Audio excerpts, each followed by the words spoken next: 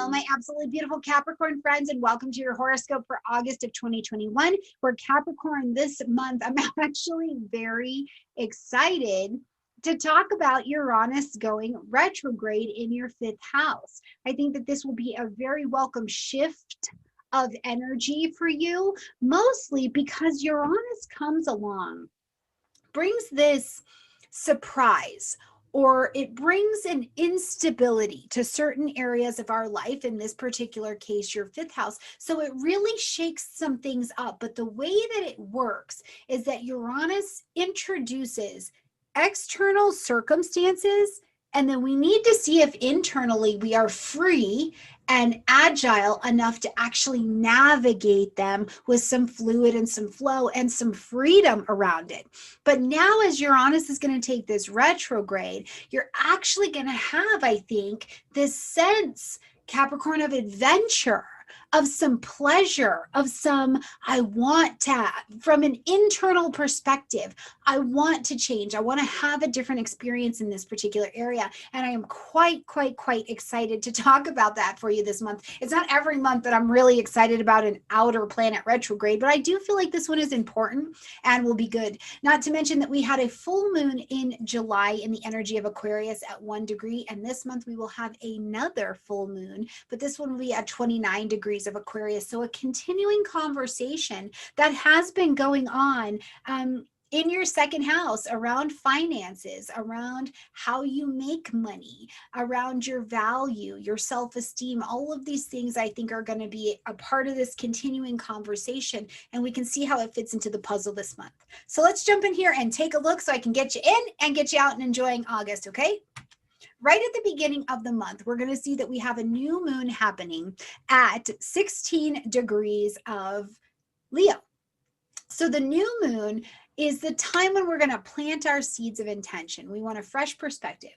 We want fresh energy here. We want just a new vibration to come into the space of the 8th house for you.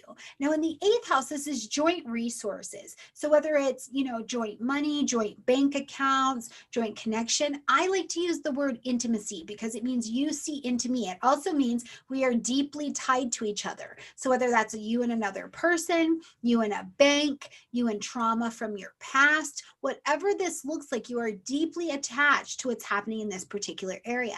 Now, we're also going to do some more full mooning over on the other side in the second house just across the street. So I do feel like, August has a financial rising month available for you. So this new moon in Leo could definitely be bringing you a new collaboration of some variety. It's Leo energy, so there's this sense of expression that is happening here. Maybe you are making that expression. You've decided to see that counselor. You've decided to do that digging in that work in the 8th house. You've decided to talk to someone at this new moon and let them know how you feel about them and that you want to collaborate with them, whether it's romantically, whether it's financially, whether it's professionally, whatever is happening in this particular area. I also think that the new moon in Leo, through its expression, brings healing and detox to your table. So this is a phenomenal energy under this new moon. But remember, you plant your seeds of intention in the soil of magic, and then you have to stand back and let that thing take root,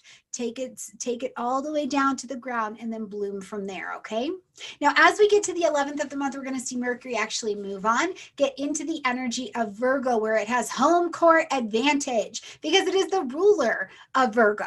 So Mercury is very comfortable working here in your 9th house space. Now, the 9th house is publishing, marketing, broadcasting, things that expand you out, different ideas, different philosophies, questions of faith, right? Any of these kinds of things that have to do with the law, you may find them on your table as Mercury is here, and you're making decisions about things. You are making decisions around 9th house activities in your life. Is this a training? Is it a certification? Do you have maybe a child, or do you maybe have a friend or someone in your life that is going on to advanced education? Has something happened in your life recently, Capricorn, that is calling you back to some kind of faith? And so you're making decisions around, what does this look like in my life? Now, what I can tell you about Virgo energy is that Virgo's real gift is one, discernment, and 2, sacred understanding.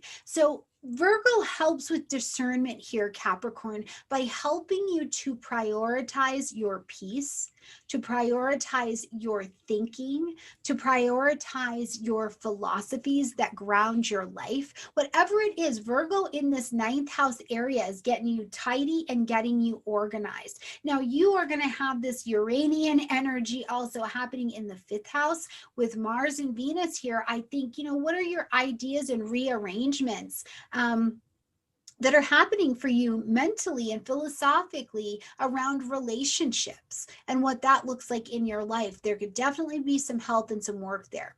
Now, the other part of that Virgo, the sacred part, is Virgo understands the sacredness of everyday living, of the everyday details of a spiritual practice, the everyday details of studying and getting this information, the everyday details of reading through those court documents, or the everyday details of booking that flight and going over the itinerary, the YouTube channel, the podcast, the book that you're going to publish out. There's sacred details that go into that. And Virgo's very, very strong in that area. So as you have just this couple weeks with Mercury in the energy of Virgo before it runs into Libra, take advantage of the sacredness of the details in your life, okay? Now, Venus is going to move into the energy of Libra as we get to the 16th, and Venus is now in home court advantage as well.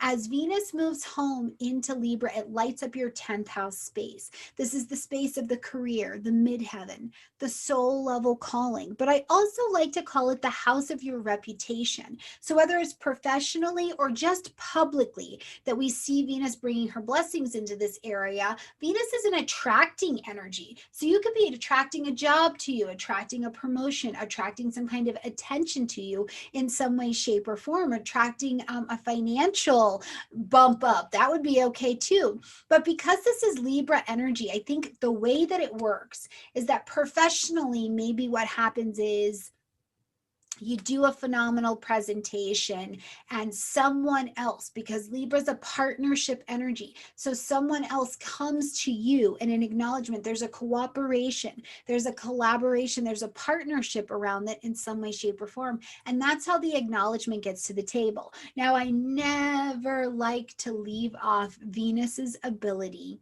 to bring romance where it goes. So there could be an office romance that happens or a workplace romance. I think as equally you could fall in love with your work, or you can fall in love with whatever it is that you're doing out there in the world. Remember, your title is also very important here.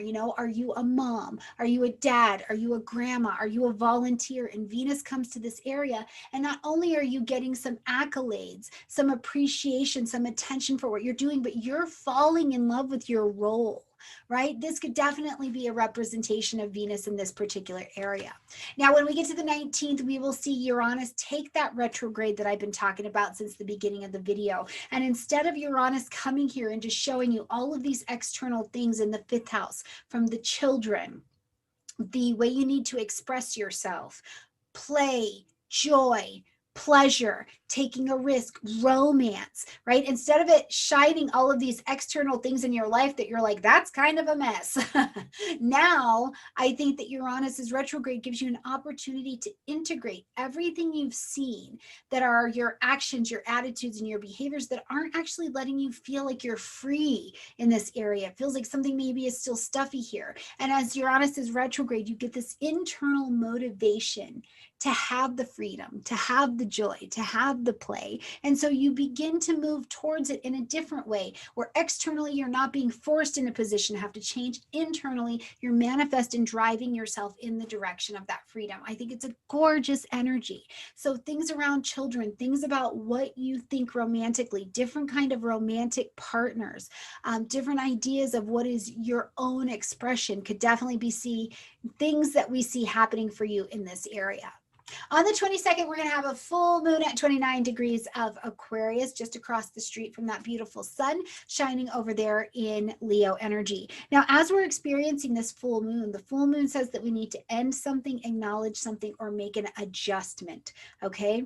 So here in the energy of Aquarius, a social grouping, maybe, you know, was there a social grouping in your life, Capricorn, that you haven't been a part of for a very long time, or you have been a part of, and you're like, I need to end, acknowledge, or adjust this because it has value or it doesn't have value for me. This could definitely, in the second house space with this full moon here, be something where you are spending money on some kind of group activity. It is August, for goodness sakes. The children are going back to school. They need pictures, cookie dough money. It's time for soccer. It's time for tennis. It's time for pictures. You could be putting out a lot of money to a lot of groups.